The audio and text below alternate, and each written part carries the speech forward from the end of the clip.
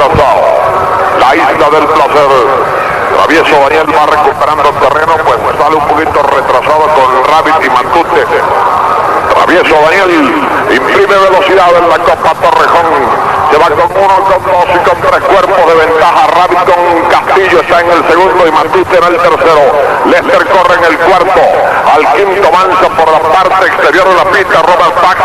A la par de Gran Silvano, quedando en el último puesto Donald. Cerca Donald, peligroso Donald. A unos 9 cuerpos de la punta. 22-3. El parcial de los primeros 400 metros en la primera válida. Travieso Daniel al frente. Lester pasó al segundo, 2 cuerpos y medio.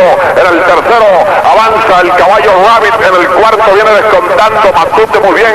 Desde el fondo inicia atropellado el ejemplar Robert Paz con Donald y Gran Silvano cuando giran ya la última curva. Lester por fuera con Centeno en contra de Travieso Daniel, que comienza a ser administrado por Jaramillo en 45-2 para 800 en la curva de la Panamericana. Rabbit descuenta desde el tercero con Matute. Donald viene corriendo con Robert Paz y ya entran a la recta decisiva en 72 para 1200 metros. Rabbit con el Ángel Castillo los agarró por la baranda. Rabbit contra Travieso Daniel. Rabbit quebró la resistencia de Travieso Daniel y se viene cabeza a cabeza. Rabbit con el Ángel Castillo se despide de Jaramillo. Rabbit 4-7-6 el ganador.